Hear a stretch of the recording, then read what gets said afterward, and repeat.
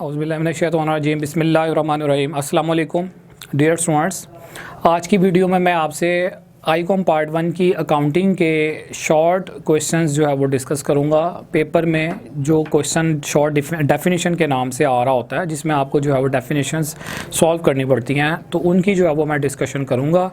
आप लोगों को मैं सोहेल अफजल की बुक पढ़ा रहा हूँ, वहाँ से क्वेश्चंस करवा रहा हूँ, और उसी बुक की अगर हम बैक साइड पर देखें यानी बिल्कुल एंड पर जाकर देखें तो आपको जो है वो तमाम चैप्टर्स की जो है ना वो शॉर्ट डेफिनेशंस मिलेंगी।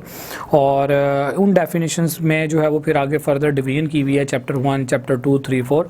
तो मैं जो है वो चैप्टर वाइज जो है वो आपको यहाँ पर डेफिनेशंस करवाऊँगा। जिस तरह से आज हम जो है वो चैप्टर नंबर 1 की डेफिनेशंस जो है वो डिस्कस करेंगे। और इसमें यहाँ पर मैं अगर पेज की बात करूँ तो मेरे पास पेज नंबर 525 है चैप्टर नंबर 1 का, और इसकी जो डेफिनेशंस हैं वो मैं यहाँ पर शुरू करने लगा हूँ। उम्मीद है कि आप लोग इन डेफिनेशंस को अपने एंड पर भी पढ़ेंगे, समझेंगे, और उसको अब फिर अपनी वर्डिंग में आप लिखना चाहें तो अपनी वर्डिंग में लिख सकते हैं। अगर आप जो है वो बुक की वर्डिंग को फॉलो करना चाहें तो वहाँ से कर लें। कॉन्सेप्ट आपका जो है वो डिलीवर होना चाहिए, यानी कि एग्ज़ाम में जब क्वेश्चन आए तो जो डेफिनेशन पूछी गई है उसका अकॉर्डिंग टू कॉन्सेप्ट जो है वो आंसर सही होना चाहिए। अब चाहे वो उसको जो है वो आप थोड़ा सा अपने वर्ड्स में जो है वो कन्वर्ट करके लिख लें, ठीक है। तो चलिए शुरू करते हैं। यहाँ पर मैं फ़र्स्ट डेफिनेशन पढ़ाने लगा हूँ, जो कि हम बड़ी डिटेल से जो है वो अपने सब्जेक्टिव के लेक्चर्स में पढ़ चुके हैं, क्योंकि मैंने आपको कंप्लीट आईकॉम पार्ट 1 की बुक जो है वो करवा दी है। हर चैप्टर के जो जितने भी क्वेश्चंस थे वो सारे के सारे मैंने बोर्ड पर एक एक क्वेश्चन सॉल्व करवाया। उम्मीद है आपको जो है वो मेरी वीडियोज़ समझ में आती रही होंगी और आप अपने एंड पर उनकी प्रैक्टिस कर रहे होंगे। और तकरीबन आपने देखा होगा कि हर चैप्टर की अगर ओवरऑल हम तमाम क्वेश्चंस की बात करें तो आईकॉम पार्ट 1 का जो कंप्लीट सिलेबस बनता है वो 70 to 80 वीडियोस, बल्कि उससे भी ज़्यादा जो है वो बनेगी। तो जिन स्टूडेंट्स को जो है वो आईकॉम पार्ट 1 के किसी भी चैप्टर में मसला है, उनको चाहिए कि यूट्यूब पर या instituta.com पर जो है जाएँ और वहाँ पर जो है वो आप इन वीडियोज़ को, जिन चैप्टर से भी रिलेटेड आपको इशूज़ आ रहे हैं, उन चैप्टर्स की आप वीडियो देखें। तो चलिए जी शुरू करते हैं हम डेफिनेशंस वाला एरिया। यहाँ पर मेरे पास जो फर्स्ट डेफिनेशन आ रही है ये है अकाउंटिंग के नाम से। अकाउंटिंग किसको कहते हैं ये मैं पहले पढ़ा चुका हूँ, शॉर्टली देख लेते हैं। अकाउंटिंग के जो यहाँ पर बुक की वर्डिंग आ रही है उसमें लिखा हुआ जी, accounting is an art of recording, classifying and summarising in a significant manner and in terms of money. तो पहले लिखा हुआ कि जी accounting is an art, accounting एक आर्ट है, यानी कि फ़न है। आप हर पर्सन जो है वो अकाउंटिंग को परफॉर्म नहीं कर सकता। इसका एक प्रॉपर तरीका है, प्रॉपर रूल्स एंड रेगुलेशन है, प्रॉपर स्टैंडर्ड्स हैं जिनको आप फॉलो करके जो है वो अकाउंटिंग करते हैं। तो उसने कहा accounting is an art of recording, record करने का आर्ट है, क्लासीफाई करने का आर्ट है, और समराइज़ करने का आर्ट है। आप लोगों को अकाउंटिंग साइकिल जो है वो मैंने बनाकर बताया था शुरू वाले चैप्टर्स में, और इसमें जो है वो हमने देखा था कि जो फर्स्ट स्टेप है वो होता है जर्नल का, और जर्नल के अंदर बेसिकली हम ट्रांजैक्शंस की रिकॉर्डिंग कर रहे होते हैं। सेकंड जो स्टेप है वो होता है जी क्लासिफिकेशन का, और क्लासिफिकेशन जो है वो होती है लेजर में। इसी तरह से थर्ड जो स्टेप है वो होता है समराइजिंग का, और समराइजिंग जो है वो हम करते हैं ट्रायल बैलेंस में। अब यहाँ पर ये जो सारा काम हम परफॉर्म कर रहे होते हैं, जर्नल आपको बताया हुआ एक बुक का नाम है, पूरा चैप्टर मैंने करवाया, क्वेश्चंस करवाए हैं।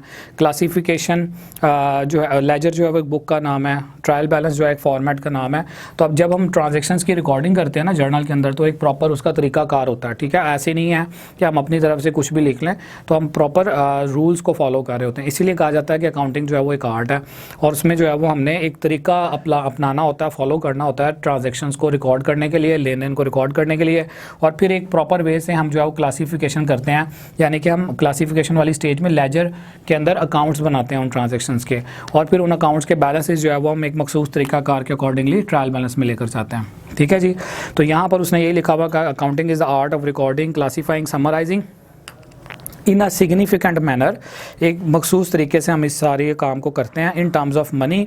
और जो भी हम यहाँ पर चीज़ें बना रहे होते हैं, एंट्रीज पास कर रहे हैं या अकाउंट्स बना रहे हैं या ट्रायल बैलेंस बना रहे हैं, तो उन सारी चीज़ों में जो वैल्यू इन्वॉल्व है, पैसा इन्वॉल्व है, ठीक है। यानी कि मॉनिटरी ट्रांजेक्शन्स की हम रिकॉर्डिंग करते हैं, यानी उन ट्रांजेक्शन की उस तरह का लेन देन रिकॉर्ड करते हैं जिसमें कैश इन्वॉल्व होता है। और आगे क्या कहता है, transactions and events which are in part at least of a financial character and interpreting the results thereof. कहता है इन सारी चीज़ों को हम रिकॉर्ड करते हैं और फिर हम रिजल्ट्स निकालते हैं। अब रिजल्ट्स के लिए आपको मैंने बताया हुआ और कंप्लीट चैप्टर भी करवाया हुआ फाइनल अकाउंट के नाम से, और उस फॉर्मेट को हम जिसमें हम रिजल्ट्स निकाल रहे होते हैं, फॉर्मेट्स को हम फाइनेंशियल स्टेटमेंट भी कहते हैं। तो फाइनेंशियल स्टेटमेंट में क्या पता लगता है, ये चीज़ हमने फाइनल अकाउंट के चैप्टर में डिटेल से डिस्कस की थी कि बिजनेस के प्रॉफिट्स का पता लगता है, लॉसेस का पता लगता है, एसेट्स कितने के हैं, लाइबिलिटीज़ कितने की हैं, और इसके लिए हम जो है वो डिफरेंट फॉर्मेट्स बना रहे होते हैं इन चीज़ों को रिकॉर्ड करने के लिए, जैसा कि ट्रेडिंग अकाउंट है, जैसा कि प्रॉफिट एंड लॉस अकाउंट है, या जैसा कि बैलेंस शीट है।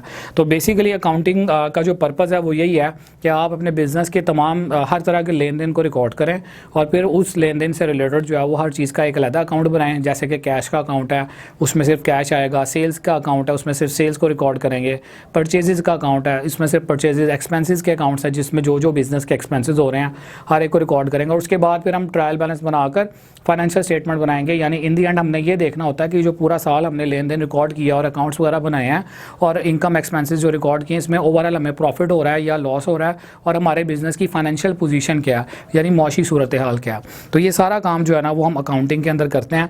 और अकाउंटिंग की डेफिनेशन में यही बात की हुई है कि अकाउंटिंग बेसिकली एक आर्ट है, जिसमें हम एक आर्ट क्यों है, क्योंकि एक मखसूस तरीके से जो है वो हम ये सारा काम परफॉर्म करते हैं। और in the end of the year या in the end of accounting cycle हम जो है वो क्या करते हैं, अपने बिजनेस के रिजल्ट्स को फाइंड आउट करते हैं कि हमें ओवरऑल प्रॉफिट हो रहा है या लॉस हो रहा है, या बिजनेस हमारा कहाँ पर स्टैंड कर रहा है। ठीक है जी। उसके बाद नेक्स्ट जो डेफिनेशन आ रही है वो है जी बुक कीपिंग। बुक कीपिंग की डेफिनेशन में वर्डिंग क्या लिखी हुई है, book keeping is the art of recording monetary transaction in the books of accounts in a proper manner. अब यहाँ पर एक तो ये बात समझ लें कि बुक कीपिंग का मतलब क्या है। जर्नल एक बुक का नाम है और लेजर भी एक बुक का नाम है। तो जर्नल और लेजर इन दोनों बुक्स को मेंटेन करना, इन दोनों बुक्स के अंदर जो है वो ट्रांजैक्शंस को रिकॉर्ड करना जो है ना वो क्या कहलाता है, वो अमल जिसमें हम जर्नल और लेजर को मेंटेन कर रहे होते हैं उस अमल को हम बुक कीपिंग कहते हैं। बुक कीपिंग में हमने जर्नल की बुक को भी मेंटेन करना होता है और लेजर की बुक को भी। बेसिकली बुक कीपर के जो है वो नाम से प्रॉपर एक जॉब है जिसमें बुक कीपर क्या करता है, जर्नल को और लेजर को मेंटेन करता है सिर्फ। ठीक है। अकाउंटेंट क्या करता है, अकाउंटेंट आगे जाके फिर जो है फाइनेंशियल स्टेटमेंट्स भी बनाता है और रिजल्ट्स वगैरह भी निकालता है। ठीक है। तो बुक कीपर का काम जो है वो सिर्फ महदूद होता है जर्नल और लेजर को मेंटेन करने के हवाले से। यानी जर्नल और लेजर दो बुक्स कहलाती हैं, इनको बुक्स ऑफ अकाउंट्स भी कहते हैं। तो वो पर्सन जो बुक्स ऑफ अकाउंट्स को मेंटेन करता है उस पर्सन को हम बुक कीपर कहते हैं। और उसका ये अमल जिसमें वो जर्नल और लेजर की जो है वो लेजर के अंदर प्रॉपर्ली बिजनेस के लेन देन को रिकॉर्ड कर रहा है, उसके इस अमल को, उसकी इस एक्टिविटी को, उसके इस एक्ट को जो है वो बुक कीपिंग कहा जाता है। ठीक है। और यहाँ पर लिखा हुआ book keeping is the art of recording monetary transaction. आपको पता है दो तरह की ट्रांजेक्शन होती हैं, एक होती है मॉनिटरी, एक होती है नॉन मॉनिटरी। मॉनिटरी का जो वर्ड है वो मनी से निकला है, तो वो ट्रांजेक्शन जिनमें मनी इन्वॉल्व है यानी पैसे इन्वॉल्व हैं, तो ट्रांजेक्शन वो वाली जिनमें पैसे इन्वॉल्व हैं उनको हम रिकॉर्ड करते हैं बुक कीपिंग के अंदर। ठीक है जी। In the books of accounts in a proper manner. Proper manner का मतलब एक प्रॉपर एक तरीकाकार है, यानी डेबिट और क्रेडिट का अकाउंट्स को किस तरह से लेकर जाना है, बैलेंसेस कैसे निकालने हैं, एंट्रीज कैसे रिकॉर्ड करनी है। तो ये सारा अमल जिसमें हम वो अमल जिसमें हम जो है वो जर्नल और लेजर को मेंटेन कर रहे होते हैं, अपनी बुक्स ऑफ अकाउंट्स को मेंटेन कर रहे होते हैं, उस अमल को, उस एक्टिविटी को हम बुक कीपिंग का नाम देते हैं। ठीक है जी। उसके बाद नंबर 3 पर डेफिनेशन आ रही है बिजनेस की। बिजनेस की डेफिनेशन में लिखा हुआ जी any legal activity which is done for the purpose of earning profit is known as business. कोई भी ऐसी लीगल एक्टिविटी, लीगल का वर्ड आ रहा है, कोई भी ऐसा कानूनी काम, ठीक है, जो कि किया जाए प्रॉफिट को अर्न करने के लिए, उसे जो है वो बिजनेस कहते हैं। तो इट मीन्स कि अगर एक कोई सब्ज़ी वाला जो है वो सब्ज़ी सेल कर रहा है तो उसका भी जो मोटिव है, उसका जो पर्पज़ है वो बेसिकली प्रॉफिट अर्न करना है। ठीक है। इसी तरह से एक जर्नल स्टोर वाला जर्नल स्टोर में चीज़ें रखकर जो है वो कस्टमर्स को सेल कर रहा है, तो वो भी बेसिकली एक बिज़नेस कर रहा है। तो बिज़नेस के हवाले से ये बात की गई है कि हर वो लीगल एक्टिविटी जिसमें पर्पज़ ये हो कि हमने ये चीज़ सेल करनी है और प्रॉफिट पर 10 वाली चीज़ जो है वो 15 रुपये में सेल करनी है लाइक, तो वो जो है वो एक्टिविटी हमारा बिज़नेस कहलाएगी। ठीक है जी। और उसमें इलीगल एक्टिविटी के अगर देखें तो एक्टिविटी इलीगल भी हो सकती है, जैसे कि स्मगलिंग है या जिस तरह की चोरी है। ठीक है। तो ये भी एक्टिविटी है और इसमें भी नॉर्मली प्रॉफिट हो रहा हो, लेकिन हम जो है वो इसको बिजनेस नहीं कहेंगे। अकाउंटिंग के पॉइंट ऑफ व्यू से ओवरऑल बिजनेस वर्ल्ड के अंदर या नॉर्मली जर्नल फिनोमेना जो है उसमें क्या है कि जी कोई भी ऐसा काम जो आप ओपनली कर रहे हो और लीगल वे में आप कर रहे हो और आपका पर्पज़, आपका मोटिव ये है, आपकी इंटेंशन ये है कि जो ये मैं काम कर रहा हूँ इससे मुझे प्रॉफिट मिलेगा, तो आपकी ये जो एक्टिविटी है ना, ये आपका काम जो है वो बिज़नेस कहलाएगा। ठीक है। उसके बाद देखिएगा अकाउंटेंसी का वर्ड आ रहा है। तो अकाउंटेंसी किसको कहते हैं? बेसिकली अकाउंटेंसी की अगर हम जर्नल बात करें तो अकाउंटेंसी एक वास्ट सब्जेक्ट है, ठीक है, जिसमें जो है वो आपकी अकाउंटिंग भी आ जाएगी और इसमें जो है वो थ्योरी के सब्जेक्ट्स भी आ जाएंगे, यानी कि मार्केटिंग है, मैनेजमेंट है, इसके अलावा जो है वो हम डिफरेंट किस्म के बिज़नेस की जो है वो एस्पेक्ट्स, ऑडिटिंग है या HR वगैरह है। तो ये सारी चीज़ों का जो कम्बिनेशन है ना, यानी बिज़नेस के सब्जेक्ट्स का जो कम्बिनेशन है, इसको हम ओवरऑल कह सकते हैं कि अकाउंटेंसी है। ठीक है, अकाउंटेंसी का नाम देंगे, जबकि अकाउंटिंग जो है वो अकाउंटेंसी का एक पार्ट है। ठीक है, ये बात आपको आई होप के समझ आ गई होगी। तो डेफिनेशन की जो वर्डिंग है उसमें क्या लिखा हुआ है कि accountancy is the main subject, the word accountancy is for extensive, यानी इसके काफ़ी जर्नल मीनिंग है, काफ़ी ब्रॉड मीनिंग है। It covers the entire body of theory and practice, जैसा कि book keeping, accounting, costing, auditing, taxation, यानी कि ये सारी चीज़ें जो है ना वो अकाउंटेंसी के अंदर कवर होती हैं। उसके बाद डेफिनेशन आ रही है जी गुड्स और मर्चेंडाइज़ की। तो गुड्स आपको पता है वो चीज़ें जिनको हम जो है वो बेचने के लिए ख़रीदते हैं, यानी कि अगर मैंने कोई गुड्स परचेज़ किए हैं और मेरा पर्पज़ ये है कि मैंने इनको आगे सेल करना है, मैंने लाइक मार्केट से 10 मोबाइल्स परचेज़ किए हैं और वो 10 मोबाइल्स मैं अपनी शॉप में रखने लगा हूँ और मेरा पर्पज़ क्या है शॉप में रखने का कि आगे इनको मैं सेल करूँगा, तो वो मेरी गुड्स कहलाएंगे। ठीक है, तो गुड्स हम उन चीज़ों को कहते हैं जिनको परचेज़ करते हुए हमारा ये प्लान होता है कि हमने इनको यूज़ नहीं करना बल्कि आगे इनको सेल करना है, तो इनको गुड्स भी कहते हैं और उनको मर्चेंडाइज़ भी कहते हैं। मर्चेंडाइज़ का जो वर्ड है वो मर्चेंट से निकला है। तिजारती अशिया, अगर हम इसकी उर्दू डिक्शनरी मीनिंग की बात करें तो तिजारती अशिया की सेंस में आएगी। और इसके अलावा जो गुड्स हम जो चीज़ें हम बना रहे होते हैं, यानी फैक्ट्री के अंदर जो मैन्युफैक्चर कर रहे हैं और आगे हमारा मोटिव है कि हमने इनको सेल करना है, तो उनको भी हम गुड्स का ही नाम देते हैं। तो इसकी अगर हम डेफिनेशन देखें तो क्या लिखा हुआ जी, it refers to something which has been purchase by a trader for resale purpose और anything which has been manufactured for selling purpose, कोई भी ऐसी चीज़ जो कि बनाई जा रही हो सेलिंग पर्पस के लिए, उनको भी जो गुड्स का नाम देंगे। उसके बाद देखिएगा नेक्स्ट में जी आ रहा है परचेजेस। परचेजेस हम किसको कहते हैं? गुड्स की परचेज को परचेजेस का नाम दिया था, यानी जब आप गुड्स को परचेज करते हैं तो आपकी वो एक्टिविटी जो है ना वो परचेजेस कहलाती है। तो इसमें देखिएगा ज़रा वर्डिंग लिखा हुआ जी, in accounting language the word purchases has special meaning when the saleable goods are bought in a business it is said that purchases have been made, यानी कि आपने वो चीज़ें खरीदी हो जिनको आपने बेचना हो तो हम कहते हैं कि वो चीज़ें उन गुड्स का ख़रीदना जो है ना वो परचेजेस कहलाएगा। और उसके बाद आगे उसने कहा है जी परचेजेस दो तरह की होती हैं, एक कैश परचेजेस, दूसरी जो है वो क्रेडिट परचेजेस। तो कैश परचेजेस नाम से ही जा रहा है वो परचेज जो हम कैश पर करें, यानी अगर हम गुड्स कैश पर ख़रीद रहे हैं अपने बिज़नेस के लिए, ठीक है, तो वो कैश परचेजेस कहलाएंगी। और अगर हम गुड्स उधार पर ख़रीद रहे हैं, यानी कि गुड्स परचेज़ किए हैं लेकिन हमने सप्लायर को पैसे नहीं दिए बल्कि उसे कहा कि कुछ दिनों के बाद आपको थोड़े टाइम के बाद पे कर देंगे, तो वो जो है ना वो हमारी क्रेडिट परचेजेस कहलाएंगी। तो वर्डिंग में देख लें, if goods are purchase from a supplier and payment is made to him at the same time, उसी टाइम पर आप जैसी चीज़ें खरीदो आप उसी टाइम पर पेमेंट कर दो, तो वो कैश परचेजेस कहलाएंगी। Such purchases are known as cash purchases. और क्रेडिट के हवाले से क्या कह रहा है जी, if goods are purchase from a supplier and payment is not made to him at the same time, उसी टाइम पर अगर आप पेमेंट नहीं करते बल्कि उससे कुछ टाइम मांगते हो, rather the payment is arrange to be made at some future date, such purchases are known as credit purchases, उनको हम क्रेडिट परचेजेस का नाम देते हैं। उसके बाद आ रहा है जी सेल्स। सेल्स के लिए क्या, यानी जो गुड्स आप ख़रीदते हो आप आगे बेचने के लिए, उनका ख़रीदना जो है वो परचेजेस कहलाता है। और जब आप वो गुड्स कस्टमर को सेल करते हो तो वो जो एक्टिविटी है ना उसको हम सेल्स का नाम देते हैं। तो सेल्स का मतलब क्या लिखा हुआ है यहाँ पर, वर्डिंग क्या देखें डेफिनेशन में लिखा हुआ जी, the goods are purchase for selling purpose, goods जो है वो परचेज की जाती हैं सेलिंग पर्पस के लिए। When these goods are sold to customer at a specific price, जब हम इन गुड्स को एक मखसूस कीमत पर सेल करते हैं, स्पेसिफिक मखसूस, it is said that sales have been made, तो ये कहा जाता है कि सेल हो गई है। और आगे देखिएगा डेफिनेशन नंबर 10 और 11 में उसने जो है वो कैश सेल और क्रेडिट सेल, इसी के आगे दो फर्दर डेफिनेशन दी हुई है एक्सटेंशन में। कैश सेल क्या है, वो सेल जो कैश पर हो, यानी कि आपने गुड्स अपनी सेल की हैं और कस्टमर से पैसे ले लिए हैं, वो कैश सेल कहलाएगी। और क्रेडिट सेल में क्या होता है कि आपने गुड्स कस्टमर को उधार पर बेची हैं, सेल कर दी हैं, दे दी हैं गुड्स, लेकिन कस्टमर आपसे जो है वो कमिट कर रहा है कि मैं आपको कुछ अर्से के बाद पेमेंट करूँगा, तो वो क्रेडिट सेल है। आई होप कि ये सिंपल डेफिनेशन हैं आपको समझ में आ रही होंगी। तो इनकी वर्डिंग देख लें। कैश सेल में क्या लिखा हुआ है, goods are sold to customer at a specific price and price of goods is receive from them at the same time of sale of goods, such sales are known as cash sale. और credit sale में क्या है, goods are sold to a customer and he does not pay the price of goods at the same time, अगर वो उसी वक्त पैसे नहीं देता कस्टमर, तो लेकिन क्या करता है, एग्री कर लेता है to make payment on some future date, कि मैं फ्यूचर में आपको पे करूँगा, तो ऐसी सेल को जो है वो आप क्रेडिट सेल कहोगे।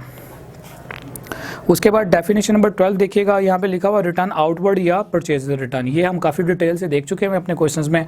रिटर्न आउटवर्ड में हम क्या करते हैं, वो रिटर्न यानी कि अगर आपने गुड्स को परचेज़ किया, ठीक है, और परचेज़ करने के बाद आपको लगा कि इसमें से कुछ गुड्स ठीक नहीं है, वो आप वापस कर रहे हो, तो वो परचेज़ रिटर्न कहलाएगी।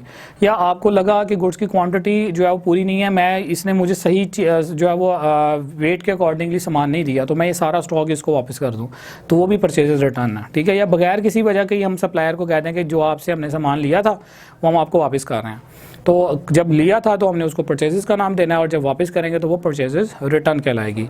और परचेजेस रिटर्न का दूसरा नाम रिटर्न आउटवर्ड है। तो देखिए ज़रा इसकी वर्डिंग, लिखा हुआ goods one purchase may subsequently be send back to the seller for certain reason. किसी भी खास रीज़न से अगर आप कस्टमर को वापस सेलर को वापस कर दो, यानी कि जिसने आपको चीज़ें बेची हैं अपनी, ठीक है, तो उनको जो है, यानी जिसको हम सप्लायर कह रहे हैं, तो उन गुड्स को जो है, उन गुड्स के वापस करने को हम जो है वो परचेज रिटर्न कहेंगे। एग्जाम्पल्स दी हुई है उसने, जैसा कि goods are defective not according to specification, यानी कि जैसे हम चाह रहे थे वैसी नहीं मिली गुड्स, डैमेज थी या बिलो स्टैंडर्ड, या उनका स्टैंडर्ड लो था, तो such return of goods to the buyer is known as return outward. ऐसे रिटर्न को जो है वो आप आउटवर्ड कहोगे। और उसके बाद आ रहा है जी रिटर्न इनवर्ड। इनवर्ड या सेल्स रिटर्न में क्या होता है कि आप बिज़नेस कर रहे हो, आपके पास कोई कस्टमर आया, आपने उसको चीज़ें बेची हैं, तो हम कहेंगे कि जी सेल हुई है। अब क्या हुआ, अगले दिन ही कस्टमर जो है वो उन गुड्स में से, उसी टाइम जो है वो कस्टमर थोड़ी देर बाद आता है और कहता है जी ये स्टॉक में से थोड़ा सा, ये जो स्टॉक है ना, ये जो चीज़ें हैं ये मैं आपको वापस कर रहा हूँ, ये मुझे नहीं चाहिए। तो जब हम उससे गुड्स वापस लेंगे ना, तो हम कहेंगे कि जो हमारी सेल हुई थी ना उसमें से सेल रिटर्न हो रही है। जो अगर सारा ही सामान हमें वापस कर दे तो हम तब भी कहेंगे कि हमारी सेल्स रिटर्न हो रही है। तो सेल्स रिटर्न की अगर हम डेफिनेशन देखें, दूसरा नाम इसका रिटर्न इनवर्ड है। लिखा हुआ जी if a customer to whom goods have been sold finds the goods are defective. जिस कस्टमर को हमने गुड्स सेल किए हैं, अगर उसे ये लगता है कि गुड्स जो है डिफेक्टिव हैं, अनसेटिस्फैक्ट्री, वो मुतमईन नहीं है, बिलो स्टैंडर्ड से कम है, और नॉट अकॉर्डिंग टू स्पेसिफिकेशन, यानी जैसा वो चाह रहा था वैसी नहीं थी goods, he may return this goods to the seller, वो इन गुड्स को सेलर को वापस कर सकता है। To the seller such return of goods is known as sales return. तो ऐसे रिटर्न को हम सेल्स रिटर्न कहेंगे। उसके बाद नंबर 14 डेफिनेशन में जो है वो डेटर्स या अकाउंट रिसीवेबल की डेफिनेशन है। डेटर्स हम उनको कहते हैं जिनसे हमने पैसे लेने होते हैं। ये मैंने आपको बताया हुआ, काफ़ी डिटेल से हम क्वेश्चंस में देख चुके हैं बुक के। तो डेटर या अकाउंट रिसीवेबल, ये दो नाम है जी। अकाउंट रिसीवेबल अमेरिकन जो है वो अकाउंटिंग की बुक्स में आपको अकाउंट रिसीवेबल का वर्ड मिलेगा, ब्रिटिश अकाउंटिंग की बुक्स में आपको डेटर्स का वर्ड मिलेगा। हमें दोनों याद रखने हैं। देखिएगा लिखा हुआ डेटर्स आर द पर्सन और customers to whom goods have been sold on credit. ये वो लोग होते हैं या वो पर्सनस होते हैं जिनको हम गुड्स उधार पर सेल करते हैं। And from whom the business is to receive money in near future, और जिनसे बिजनेस ने नियर फ्यूचर में पैसे लेने होते हैं, यानी हमने अगर किसी को चीज़ बेची है और हमने फ्यूचर में उनसे पैसे लेने हैं तो हम उनको डेटर कहें, वो हमारे डेटर होंगे। These are also known as account receivable, और ये हमारे एसेट भी होते हैं, ये मैं आपको बता चुका हूँ। उसके बाद क्रेडिटर्स की अगर हम बात करें तो रिवर्स है, जिनको हमने पैसे देने होते हैं अपने बिजनेस में उनको हम क्रेडिटर कहते हैं, या इन्हीं का दूसरा नाम जो है वो अकाउंट्स पेएबल होता है। इसकी डेफिनेशन देखिएगा, लिखा जी क्रेडिटर्स आर द पर्सन्स और suppliers from whom goods have been purchase on credit basis. हम जो है वो क्रेडिटर्स उनको कहते हैं जिनसे हमने गुड्स जो है वो उधार पर ली होती हैं, ठीक है जी, और हमने उनको पैसे देने होते हैं, तो वो हमारी क्रेडिटर, हमारी लाइबिलिटी होते हैं, हम उनको क्रेडिटर्स का नाम देते हैं। And to whom the business is to pay money in near future, और जिनको हमने बिजनेस ने जो है वो फ्यूचर में पैसे देने हो, यानी कि अगर मैंने अपने बिजनेस के लिए कोई सामान उधार लिया है तो मैं फ्यूचर में जिनसे मैंने सामान लिया है उनको पेमेंट भी करनी है। तो जो पेमेंट जिनको मैंने पेमेंट करनी है ना, अकाउंटिंग के पॉइंट ऑफ व्यू से हम उनको क्रेडिटर कहते हैं या अकाउंट्स पेएबल कहते हैं। उसके बाद आ रही जी डेफिनेशन ट्रेड डिस्काउंट की। ट्रेड डिस्काउंट में क्या लिखा हुआ है, डिस्काउंट अलॉट बाय मैन्युफैक्चरर और wholesaler at the time of selling goods to retailer as a deduction from the list price और catalogue price is called trade discount. कहता है वो डिस्काउंट जो मैन्युफैक्चरर देता है या होल सेलर देता है at the time of selling goods to retailer को। अब कैटलॉग प्राइस का मतलब क्या है कि फ़र्ज़ किया गुड्स की एक लिस्ट बनी हुई है, ठीक है, प्रोडक्ट की लिस्ट बनी हुई है, और लिस्ट के अंदर जो है ना वो प्रोडक्ट का नेम है और सामने प्राइस लिखी हुई है, ठीक है, नेम है और सामने प्राइस लिखी हुई है, नेम है और सामने प्राइस लिखी हुई है। अब लिखा हुआ है कि 500 रुपीज़ की ये आइटम है, लाइक ये प्रोडक्ट का नेम है ए। अब जो है वो होल सेलर जो है वो क्या कर रहा है, 500 की बजाय ना वो दे रहा है 470 में, तो इसका मतलब है 30 रुपीज़ जो है ना वो रिलैक्स कर रहा है। ये जो 30 रुपीज़ रिलैक्स किए जा रहे हैं ना, इनको हम नाम देंगे ट्रेड डिस्काउंट का। तो कैटलॉग प्राइस में से यानी लिस्ट प्राइस में से जो पैसे कम किए जाते हैं वो ट्रेड डिस्काउंट कहलाते हैं। और कैश डिस्काउंट के लिए देखिएगा क्या लिखा हुआ, इट इज़ अ डिडक्शन और allowance given by a creditor to a debtor if the amount is paid by the debtor before the due date. फ़र्ज़ किया मैंने जो है वो किसी से गुड्स परचेज़ किए हैं उधार पर, और मैंने उनको जो है वो पैसे देने थे। मैंने उनसे 10 दिन का वादा किया, 10 डेज़ से पहले ही मैं जाकर उनको पेमेंट कर देता हूँ। मैंने उनसे 1000 रुपये की गुड्स परचेज़ की थी, 10 डेज़ से पहले ही मैं गया और मैंने उनको 1000 रुपीज़ दिए। अब जो 1000 दिए उसमें से उन्होंने ना मुझे 50 रुपीज़ जो है वो वापस कर दी। उन्होंने कहा आपने जो है वो आप अच्छे कस्टमर हैं, आप टाइम से पहले पेमेंट कर रहे हैं हमें, लिहाजा जो है ना वो हम आपको 50 रुपीज़ छोड़ रहे हैं। तो ये जो डिस्काउंट होगा ना, इसको जो है वो हम कैश डिस्काउंट का नाम देंगे। और इसमें जो है वो आगे हमने इसकी टाइप्स पढ़ी हुई हैं। एक होता है डिस्काउंट अलॉट, एक होता है डिस्काउंट रिसीव। अलॉट वो होता है यानी जो पार्टी डिस्काउंट देने वाली होती है वो उसके लिए वो डिस्काउंट अलॉट होता है और वो एक्सपेंस कंसिडर होता है। और मैं अगर उस उन पैसों का बेनिफिट ले रहा हूँ तो मेरे लिए वो डिस्काउंट रिसीव है और मेरे लिए वो इनकम कंसिडर होगी। अलाउंसेस का वर्ड आ रहा है। अलाउंस का वर्ड कब आता है जी, sometimes the customers find that goods purchase have minor defect, यानी कि वो गुड्स जो बिल्कुल नई होती हैं लेकिन कोई छोटा मोटा कहीं ना कहीं कोई पेंट का इशू आ गया, कहीं से कोई जो है वो उनकी शेप थोड़ी सी ख़राब हो गई, लेकिन वर्किंग कंडीशन में वो बिल्कुल सही हैं। तो वो चीज़ें जो है ना वो फिर मार्केट में थोड़ा सा बी पेयर माल करके या कम जो है वो कीमत पर जो है वो सेल हो रही होती हैं, उनको जो है वो जितनी छूट मिल रही है। अब लाइक एक चीज़ है वो 10,000 रुपये की फैक्ट्री में बनती है, लेकिन कोई उसमें डिफेक्ट आ गया और कोई उसका पेंट उखड़ गया या उसका कोई जो है वो पार्ट उसका हल्का सा माइनर सा जो है वो स्क्रैच उसके ऊपर लग गया, तो डेफिनेटली मार्केट में तो बिल्कुल ब्रांड न्यू चीज़ बिकती है और अब विदाउट एनी डिफेक्ट होती है। तो अब वो कंपनी ने वो चीज़ तैयार कर ली है, अब उसको जो आप मार्केट में लेकर जाएंगे तो वो नॉर्मल मार्केट प्राइस पे तो नहीं बिकेगी। 10,000 अगर उसकी प्राइस रखी गई है तो वो 10,000 में तो नहीं बिकेगी। तो ऐसी सूरत में फिर क्या होता है, कुछ अमाउंट जो है वो कम कर दी जाती है, सो दैट कि कस्टमर को भी पता हो कि ये डिफेक्ट है और कंपनी को भी पता हो कि कंपनी को भी पता होगा डेफिनेटली कि ये चीज़ जो है वो हम इसलिए इसकी कीमत कम कर रहे हैं कि इसमें डिफेक्ट होना है और ये नॉर्मल मार्केट प्राइस पे नहीं bikini.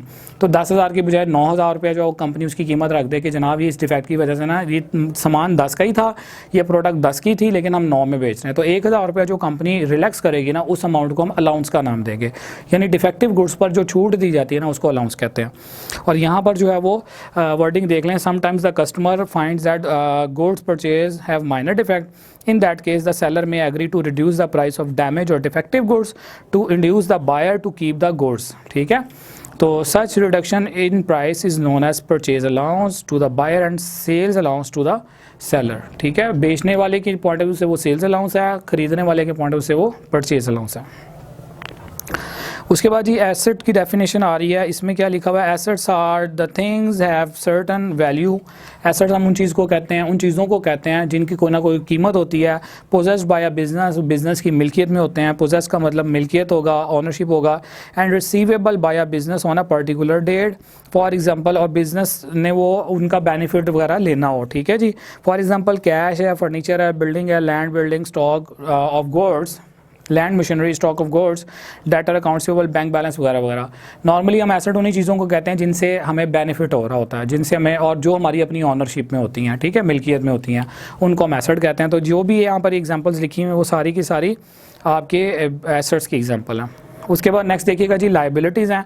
Liabilities are the dates और ऑब्लिगेशंस ऑफ अ बिजनेस, जो पैसे हमने देने होते हैं। अब लाइक बैंक से अगर लोन लिया गया तो बैंक को जो पैसे हमने वापस करने हैं बिजनेस ने, वो लाइबिलिटी होगी। अगर मैंने किसी से कर्जा लिया है, लोन लिया है 5 लाख रुपया लाइक, तो 5 लाख रिटर्न करना मेरी जिम्मेदारी है। इसको हम अदर वर्ड्स में लाइबिलिटी का नाम देंगे। तो लाइबिलिटी का मतलब है वो कर्जा या ऑब्लिगेशन बाउंड किया हुआ है ऑफ अ बिजनेस, बिजनेस के वाले से जो चीज़ बिजनेस ने अदा करनी है उसको आप लाइबिलिटी कहते हो। और सेकंड डेफिनेशन है जी, liability mean the total amount which a business is legally bound to pay the outsider. ठीक है, वो अमाउंट जो बिजनेस लीगली बाउंड होता है पे करने के लिए आउटसाइडर को, उसको हम लाइबिलिटी कहते हैं।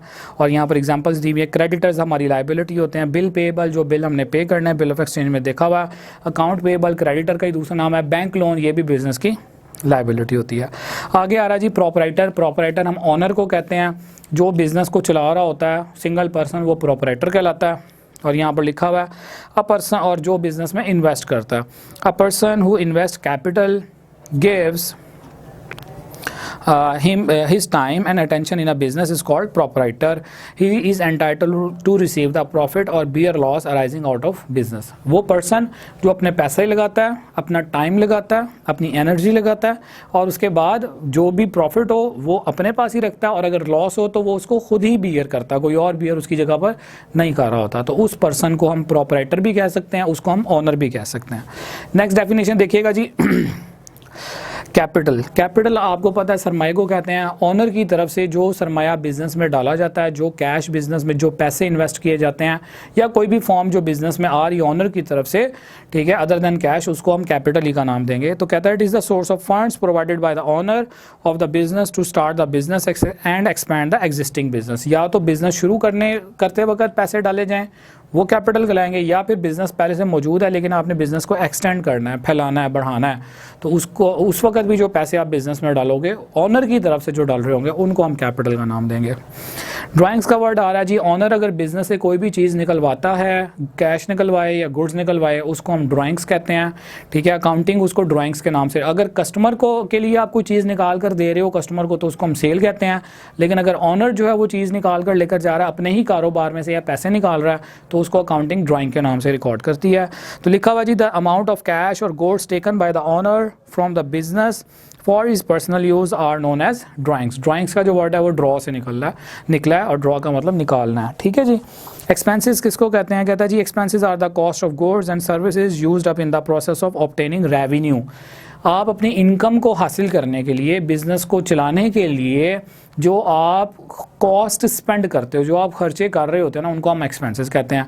अब लाइक अगर आपने एम्प्लॉयज़ रखे हुए हैं, मुलाजिम रखे हुए हैं और उनको आप महीने की सैलरी पे कर रहे हैं, तनख्वाह दे रहे हैं, तो इसीलिए दे रहे हैं ना कि आपका बिज़नेस जो है वो चल रहा है, चले, ठीक है। अब एक अकाउंटेंट है और उससे आपने सारा हिसाब किताब करवाना है, या आपने मैनेजर रखा हुआ अपने बिज़नेस में और उससे आपने अपने पूरे बिज़नेस को जो है वो कंट्रोल करवाना है, तो आपको उससे पैसे देने पड़ेंगे और वो जो पैसे आप उसको दे रहे होगे वो सैलरी है और सैलरी एक्सपेंस है।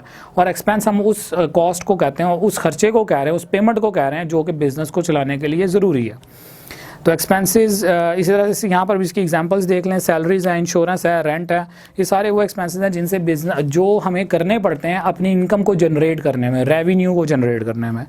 रेवेन्यू के आगे डेफिनेशन आ रही है, इसको इनकम भी आप नॉर्मली कह सकते हो। It is a price of goods sold और services provided by a business to its customer, वो आपका रेवेन्यू कहलाएगा। लाइक अगर आपने गुड्स सेल की हैं तो जो सेल से आपको पैसा आ रहा है ना, वो पैसा आपकी इनकम है, वो पैसा आपका रेवेन्यू है। या अगर कोई जगह आपकी अपनी थी, आपने वो रेंट पर दे दी है, तो वहाँ से जो रेंट मिल रहा होगा किराएदार की तरफ से, टीनेट की तरफ से, वो आपका रेवेन्यू कहलाएगा या वो आपकी इनकम कहलाएगी। उसके बाद आ रही है जी नेक्स्ट डेफिनेशन, स्टॉक या इन्वेंट्री। दोनों वर्ड्स आ सकते हैं, दोनों में से कोई वर्ड आ सकता है पेपर में। Unsold goods in the business ready for sale is known as stock. जो चीज़ें आपकी बिजनेस में पड़ी होती हैं और रेडी टू सेल होती हैं, यानी जिन्होंने सेल होना होता है, कस्टमर आए और आकर देखे और कहे जी ये चीज़ मुझे दे दें। तो जो आपके पास कलेक्शन ऑफ गुड्स पड़ी हुई है ना, आपकी दुकान में, आपके स्टोर में, आपकी फैक्ट्री में, आपके जो है शोरूम में, तो वो जो गुड्स हैं ना, कलेक्शन ऑफ गुड्स, वो गुड्स जो है वो आपकी ओवरऑल स्टॉक कहलाएंगी, ठीक है। यानी वो गुड्स जिन्होंने सेल होना होता है उन गुड्स की कलेक्शन को आप स्टॉक कहते हो। और उसके बाद आगे आ रहा है जी अकाउंटिंग प्रिंसिपल्स की डेफिनेशन आ रही है। कहता है accounting principles may be defined as those rules of action और conduct which are adopted by the accountants universally while recording accounting transactions. कहता है अकाउंटिंग प्रिंसिपल से मुराद वो प्रिंसिपल्स हैं, वो रूल्स हैं, वो रेगुलेशंस हैं, वो उसूल व कवानीन हैं जो कि अकाउंटेंट्स फॉलो करते हैं ऑल ओवर दी वर्ल्ड, ठीक है। और अपने बिजनेस के अंदर इनको जो है वो बिज़नेस की ट्रांजेक्शन्स को रिकॉर्ड करने के लिए, ठीक है। तो अगर हम देखें जर्नली तो अकाउंटिंग के जो है वो स्टैंडर्ड्स हैं, इंटरनेशनल अकाउंटिंग स्टैंडर्ड्स हैं, प्रिंसिपल्स हैं गैप के नाम से। तो ये बेसिकली वो प्रिंसिपल्स हैं जो यूनिवर्सली फॉलो हो रहे हैं। यानी यहाँ पर पाकिस्तान में लाइक अगर कोई पर्सन जो है वो बिज़नेस की ट्रांजेक्शन्स की रिकॉर्डिंग कर रहा है जर्नल के अंदर और एक को डेबिट कर रहा है और दूसरी चीज़ को क्रेडिट कर रहा है और फिर उनको फिर एक मखसूस वे से जो है वो अकाउंट्स लेजर अकाउंट्स में उनकी पोस्टिंग कर रहा है, तो जो है वो यूके में या यूएसए में भी पर्सन जो अकाउंटिंग परफॉर्म कर रहा है, अकाउंटिंग के जो बिज़नेस की जो ट्रांजेक्शन्स रिकॉर्ड कर रहा है अकाउंटिंग को फॉलो करते हुए, तो वो भी वही तरीका जो है वो फॉलो कर रहा है जो पाकिस्तानी अकाउंटेंट फॉलो कर रहा है, क्योंकि अकाउंटिंग के जो रूल्स हैं ना वो यूनिवर्सली एक जैसे हैं। तो उनको हम जो है वो ओवरऑल अकाउंटिंग प्रिंसिपल्स का नाम देते हैं। उसके बाद जी कमीशन की डेफिनेशन आ रही है। कमीशन किसको कहते हैं? It is a form of remuneration. Remuneration का मतलब मुआवजा। For services rendered by one person to another, एक पर्सन दूसरे पर्सन को जो सर्विसेज देता है, उन खिदमात देता है, उन सर्विसेज के बदले में जो पैसे उसको मिलते हैं उसको हम कमीशन का नाम देते हैं। ठीक है, मैं अगर किसी का कोई काम कर रहा हूँ, मुझे कहा गया कि आपने ये स्टॉक सेल करना है और सेल करने पर आपको 10% कमीशन मिलेगा, तो इसका मतलब है जो चीज़ें मैं सेल करूँगा मैं अपनी सर्विसेज दे रहा हूँ उन गुड्स को सेल करने में, तो मुझे जो पैसे मिल रहे होंगे वो कमीशन कहलाएगा। तो नेक्स्ट डेफिनेशन आ रही है अकाउंटिंग कॉन्सेप्ट्स की। इसमें लिखा हुआ है the term concepts include, concepts में क्या क्या शामिल है, दोज एजम्पशंस, कुछ बातें जिनको हम एज्यूम करते हैं, फ़र्ज़ करते हैं, और कंडीशंस, कुछ ऐसी शराइत। ठीक है, तो एजम्पशंस भी शामिल होती हैं कॉन्सेप्ट्स में और कंडीशंस भी शामिल होती हैं। On which the science of accounting is based. ठीक है, उन अकाउंटिंग कॉन्सेप्ट्स वो कॉन्सेप्ट्स हैं जिनके ऊपर पूरा अकाउंटिंग का बिजनेस बेस कर रहा है, और उन कॉन्सेप्ट्स के अंदर दो चीज़ें हैं, एक एजम्पशंस हैं और दूसरी कंडीशंस हैं। उसके बाद जी आगे देखिएगा, अब इसका मतलब है हम जो है वो हर चीज़ को या तो एज्यूम कर रहे होते हैं अकाउंटिंग कॉन्सेप्ट के अंदर, या फिर जो है वो कोई कंडीशन, किसी कंडीशन रूल्स के थ्रू जो है वो हम फॉलो करते हुए, रूल को फॉलो करते हुए हम वो स्टेप जो है परफॉर्म करते हैं अकाउंटिंग में। ठीक है, तो बेसिकली अकाउंटिंग का जो सब्जेक्ट्स है वो कॉन्सेप्ट्स के ऊपर बेस करता है, और कॉन्सेप्ट्स के अंदर दो चीज़ें आती हैं, एजम्पशंस और कंडीशंस। नेक्स्ट देखिएगा सेपरेट एंटिटी कॉन्सेप्ट। अब ये सेपरेट एंटिटी कॉन्सेप्ट की अगर हम डेफिनेशन देखें तो इस डेफिनेशन के अकॉर्डिंगली ऑनर और बिजनेस दो सेपरेट एंटिटीज़ हैं। एंटिटीज़ का मतलब शनाख्त है, पहचान है। ठीक है, तो अब बिजनेस को हम एक एंटिटी कंसिडर करते हैं, यानी कि बिज़नेस को भी हम कहते हैं कि ये भी एक आर्टिफिशियल पर्सनालिटी है, और ऑनर भी एक सेपरेट पर्सनालिटी है। तो सेपरेट एंटिटी का मतलब अकाउंटिंग ये कहती है कि ऑनर हमेशा अपने आप को बिज़नेस से अलग रखे, यानी कि आपने देखा होगा कई ऐसे बिजनेसेस हैं जिनके ऑनर्स के आपको नाम ही नहीं पता। ये बेसिकली वजह यही है कि आपने जो है वो बिज़नेस को एक अलग से नाम देना है, उसको अलग से शनाख्त देनी है, उसको अलग से पहचान देनी है, और आप ऑनर बाज़ औक़ात आपने देखा होगा कई ऐसे बिजनेसेस हैं जिनके ऑनर जो है वो इस दुनिया में नहीं रहे, या ऑनर्स जो है वो सेल कर जाते हैं, तो बिज़नेस जो है वो अपनी जगह पर कंटिन्यू रहता है। तो इसकी वजह ये है कि बिज़नेस को जो है वो सेपरेटली ट्रीट किया जा रहा होता है ऑनर से। ठीक है, तो ऑनर ऐसा भी होता है कि ऑनर का जो नाम है वही बिज़नेस का नाम है, लेकिन ऑनर जो है वो नहीं रहता, बिज़नेस कंटिन्यू रहता है। दूसरी कंडीशन क्या है कि ऑनर का नाम अलग है, बिज़नेस का नाम अलग है, और बिज़नेस को पूरी दुनिया जानती है, उस नाम को पूरी दुनिया जानती है, लेकिन ऑनर के नाम का नहीं पता होता लोगों को। तो इसका मतलब है बिज़नेस को अलग से एक पहचान दी गई है, बिज़नेस की एक अलग सी एंटिटी होती है। तो ये बेसिकली हम इस कॉन्सेप्ट में पढ़ते हैं।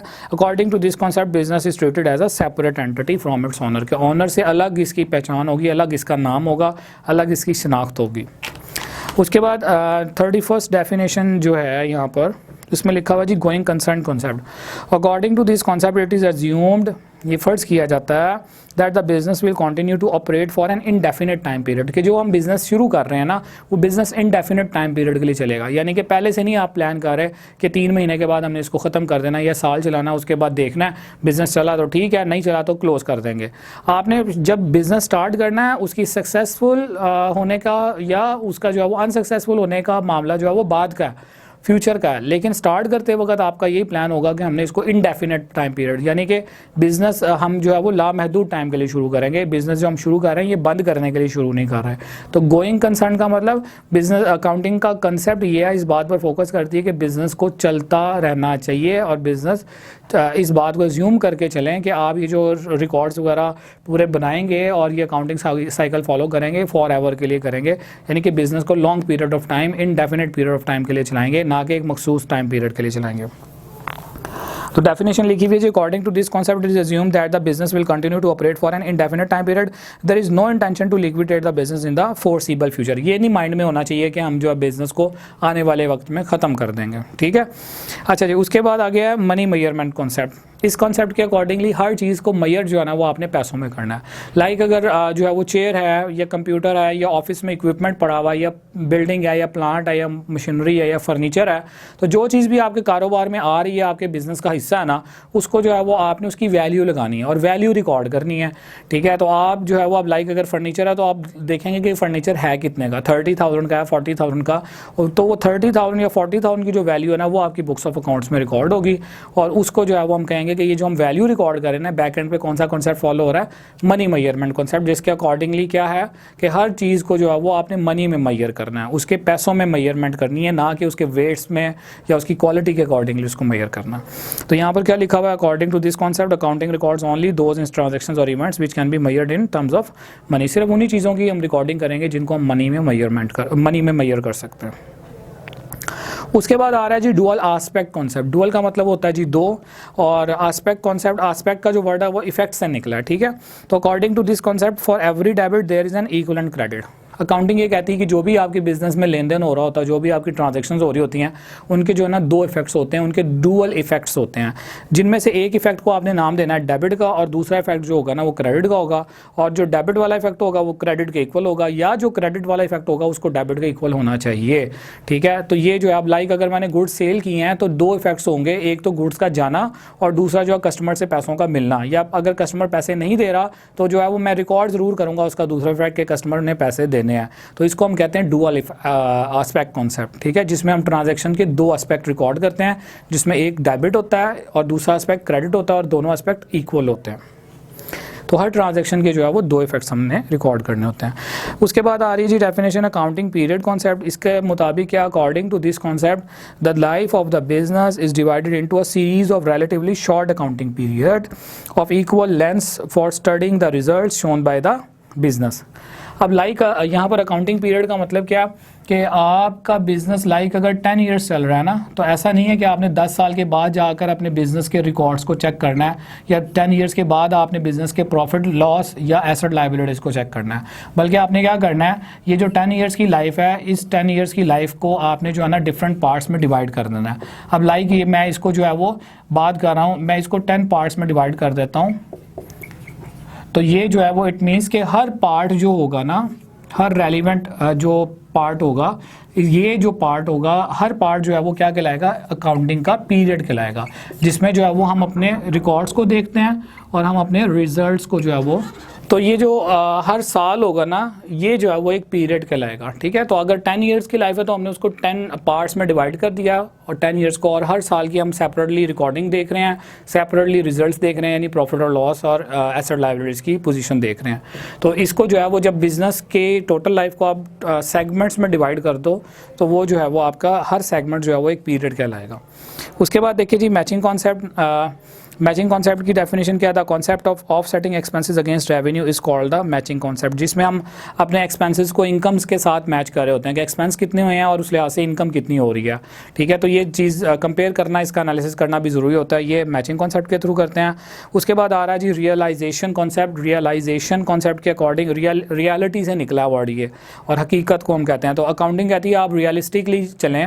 अगर आपने कोई सामान जो है वो परचेज़ किया या आपने बिजनेस स्टार्ट किया है, तो आप पहले से ही ना डिसाइड कर लें कि जो स्टॉक मैंने परचेज़ किया ये इतने लाख में बिकेगा या इतने रुपए जो है मुझे प्रॉफिट होगा। जब तक वो सेल नहीं होगा उतनी देर तक आपने उसका प्रॉफिट रियलाइज़ नहीं करना, यानी ख्याली बातों में नहीं जाना, आपने रियलिस्टिकली अप्रोच फॉलो करनी है। और उसमें ये देखना है कि आया जब मैं रिकॉर्डिंग उसी वक्त करूँ और मैं उसी वक्त कंसिडर करूँ जब मेरा स्टॉक वाकई सेल हो चुका हो और मुझे वाकई पैसे रिसीव हो चुके हों या कमिटमेंट हो चुकी हो रिसीव करने की, तभी जो है वो मैं उसका प्रॉफिट रियलाइज़ करूँगा। अदरवाइज़ अगर स्टॉक पड़ा हुआ और अभी मैंने बिजनेस स्टार्ट किया है और मैं पहले ही ज्यूम कर रहा हूँ कि पहले दिन इतने कस्टमर आएंगे, दूसरे दिन इतने आएंगे, 5वें दिन तक स्टॉक सारा बिक चुका होगा और उसके बाद जो है वो मुझे इतना प्रॉफिट होगा, उस प्रॉफिट के बाद फिर मैं ये करूँगा, तो ये सारी चीज़ें जो है वो अकाउंटिंग डिक्लाइन करती है, निगेट करती है। अकाउंटिंग जो है वो इन चीज़ों को जो है वो बिल्कुल भी नहीं मानती। अकाउंटिंग कहती है आपने अपने बिजनेस के फैक्ट्स एंड फिगर्स को, रिकॉर्डिंग को, बिजनेस के रिजल्ट्स को जो है वो रियलिटी बेस पर, रियलाइजेशन कॉन्सेप्ट को फॉलो करते हुए जो है वो आपने मेंटेन करना है। तो यहाँ पर जो है वो क्या लिखा हुआ, according to this concept revenue should be recognised at the time when goods are sold और सर्विसेज आर रेंडर्ड। जब किसी को सर्विसेज दे दो उसके बाद जो पैसे मिले तब आप उनको अज्यूम करेंगे कि इतना कमीशन या इतने रुपए मुझे मिले हैं। पहले से ही आपने अभी काम नहीं किया किसी का और आपको जो है वो आप पहले से अज्यूम कर रहे हो कि इस काम के मुझे इतने रुपये मिलेंगे, तो ये रियलाइजेशन कॉन्सेप्ट की नफ़ी होगी, निगेशन होगी। नेक्स्ट देखिएगा कॉस्ट कॉन्सेप्ट। कॉस्ट कॉन्सेप्ट में क्या लिखा हुआ है, according to this concept an asset is ordinarily entered in the accounting record at the price paid to acquire it. जब भी आपने किसी एसेट को रिकॉर्ड करना है तो उसकी कॉस्ट प्राइस पे लिखना है, ठीक है। यानी कि आपके लिए कॉस्ट प्राइस होती है और कस्टमर के लिए सेल प्राइस होती है। तो जो चीज़ें भी आपके बिजनेस में मौजूद हैं सब की आप कॉस्ट प्राइस के मुताबिक रिकॉर्डिंग करेंगे, सेल प्राइस के लिए के अकॉर्डिंगली रिकॉर्डिंग नहीं होगी। सेल प्राइस जो है वो कस्टमर के लिए होगी, ठीक है। तो ये जो है वो कॉस्ट कॉन्सेप्ट है जी। उसके बाद अकाउंटिंग कन्वेंशंस आ रही हैं। इसमें क्या है, फर्स्ट में लिखा हुआ था टर्म कन्वेंशन इंक्लूड। कन्वेंशन के अंदर क्या शामिल है, दोज कस्टमर्स और ट्रेडिशंस, वो कस्टमर्स और रवायात which guide the accountant while communicating the accounting information. जब वो अकाउंटिंग इन्फॉर्मेशन को जो है वो कम्युनिकेट कर रहा होता है तो वो जो है वो बैक एंड पर ये देखता है कि मैंने किन कस्टमर्स के साथ शेयर करनी है और क्या उसका तरीकाकार होगा। ये अकाउंटिंग कन्वेंशन के अंदर है। उसके बाद आ रहा है जी conservatism concept convention. Conservatism convention में क्या होगा, according to this convention accountants follow the rules anticipate no profit. Accountant उन रूल्स को फॉलो करते हैं कि जी आपका प्रॉफिट कोई नहीं है but provide for all possible losses, लेकिन आपके बिजनेस के पॉसिबल लॉसेस शो कर देते हैं, ठीक है, वाइल रिकॉर्डिंग बिजनेस ट्रांजैक्शन। पहले ही आपको एक रियलिस्टिक अप्रोच के थ्रू बता देते हैं कि जी आपका जो है वो प्रॉफिट नज़र नहीं आ रहा लेकिन लॉसेस जो है वो पता लग रहे हैं कि ये लॉसेस हैं। तो ये बैक एंड पे हम किस कन्वेंशन के थ्रू कर रहे होते हैं उसको हम कहते हैं कंजर्वेटिज्म कॉन्सेप्ट कन्वेंशन। उसके बाद आ रहा है जी full disclosure convention. Full disclosure का जो वर्ड है वो डिस्क्लोज से निकला। According to this convention the users of financial statements are informed of any facts necessary for the proper interpretation of the statements. कहता है users of the financial statement. Users of financial statement कौन है, जिनको business के profit और loss से concern है कि प्रॉफिट हुआ है या लॉस हुआ है, एसेट्स और लायबिलिटी से कंसर्न है, या बिजनेस के जो स्टेक होल्डर हैं जिनका बिजनेस में किसी ना किसी तरह से इंटरेस्ट है, ठीक है। तो अब लाइक जैसे प्रोप्राइटर्स हैं, क्रेडिटर्स हैं या इन्वेस्टर्स हैं, आर इन्फॉर्म्ड, उनको इन्फॉर्म किया जाता है ऑफ एनी फैक्ट नेसेसरी, जो भी ज़रूरी बात हो उसके बारे में, for the proper interpretation of the statement, business की फाइनेंशियल स्टेटमेंट की प्रॉपर अंडरस्टैंडिंग के लिए, प्रॉपर इंटरप्रिटेशन के लिए, ठीक है। उनको जो भी बातें बताई जाती हैं वो जो है वो फुल डिस्क्लोजर कन्वेंशन के तहत बताई जाती हैं। उसके बाद आ रहा है जी कंसिस्टेंसी कन्वेंशन। इसमें क्या है, this convention states that once an entity has decided on one method, it should use the same method for all subsequent even of the same character unless it has a sound reasons to change method, ठीक है। तो एक method follow करना है, जब तक कि कोई वैलिड रीज़न नहीं है तब तक जो है वो कोई और मेथड फॉलो नहीं होगा, वो कोई और सीक्वेंस जो है वो फॉलो नहीं होगा, कोई और पॉलिसी जो है वो फॉलो नहीं होगी अगर आपने एक को डिसाइड कर लिया। मटीरियलिटी कन्वेंशन में क्या है, this convention allows the accountants to ignore other accounting principles with respect to items that are not material.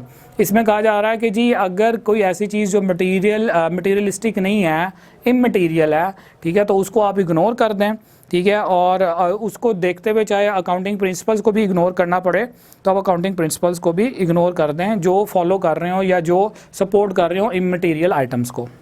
उसके बाद कॉस्ट अकाउंटिंग की डेफिनेशन है जी, the main object of cost accounting is to determine the cost of goods. Cost accounting में क्या करते हैं, हम गुड्स की कॉस्ट को देखते हैं, यानी जो चीज़ें फैक्ट्री में बन रही होती हैं वो कितने रुपए की बन रही हैं, क्या हिसाब है उनका, इनकी कैलकुलेशन करना और उनकी कॉस्ट बनाना जो है वो कॉस्ट अकाउंटिंग के अंदर आता है।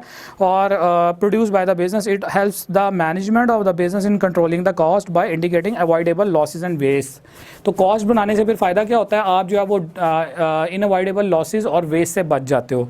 कॉस्ट अकाउंटिंग का जो मेजर ऑब्जेक्टिव होता है वो गुड्स की कॉस्टिंग करना होता है, यानी जो गुड्स भी फैक्ट्री में बन रही होती हैं वो कितने में बन रही हैं, क्या उनकी कॉस्ट लगेगी, क्या हिसाब होगा उनके बनने का, ये हम कॉस्ट अकाउंटिंग में देखते हैं।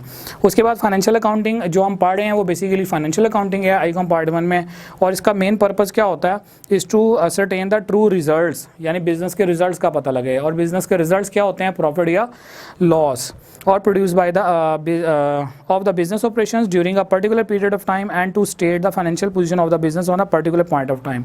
एक तो ये पता लगे प्रॉफिट और लॉस जो है वो कितना हो रहा है या लॉस कितना हो रहा है, और दूसरा कि बिजनेस हमारा कहाँ पर स्टैंड कर रहा है, बिजनेस की मौशी सूरत हाल क्या है, बिजनेस की स्ट्रेंथ क्या है, ठीक है, बिजनेस के लाइबिलिटीज़ की क्या पोजीशन है, एसेट्स कितने रुपए के पड़े हैं, उसमें करंट एसेट्स कितने के हैं, फिक्स्ड एसेट्स कितने के हैं, ये सारी चीज़ें जो है ना फाइनेंशियल अकाउंटिंग में डिस्कस होती हैं। तो कॉस्ट अकाउंटिंग में हम गुड्स की कॉस्टिंग को देखते हैं, गुड्स के बनने के बाद जो पैसे उनके ऊपर लगते हैं वो कैलकुलेट करते हैं हम, जबकि फाइनेंशियल अकाउंटिंग में बिजनेस के रिजल्ट्स को, प्रॉफिट लॉस को देखते हैं और बिजनेस की मौशी सूरत हाल को देख रहे होते हैं। मैनेजरियल अकाउंटिंग बेसिकली मिक्सचर होती है कॉस्ट अकाउंटिंग और फाइनेंशियल अकाउंटिंग का, और इसमें क्या करते हैं, the object of this accounting is to communicate the relevant information periodically to the management of the business is to enable it to take suitable decision. तो बेसिकली कॉस्ट अकाउंटिंग या financial accounting के जो भी आपकी information होती है ना, वो इन्फॉर्मेशन हम रिपोर्ट की फॉर्म में जो है वो अपने मेन मैनेजर्स तक पहुंचाते हैं, डायरेक्टर्स तक पहुंचाते हैं, और उसकी बेस पर जो है वो डिसीजंस लेते हैं फ्यूचर में बिज़नेस के बारे में, बिज़नेस को आगे फिर किस तरह से चलना चाहिए। तो मैनेजरियल अकाउंटिंग बेसिकली मिक्सचर है कॉस्ट और फाइनेंशियल अकाउंटिंग का।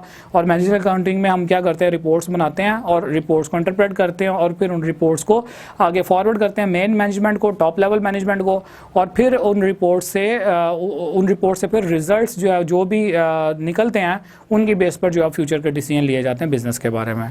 ठीक है स्टूडेंट्स, तो ये था हमारा चैप्टर नंबर 1, इसकी मैंने डिटेल डिस्कशन की है। इंशाल्लाह नेक्स्ट वीडियो में मैं आपसे चैप्टर नंबर 2 शेयर करूँगा।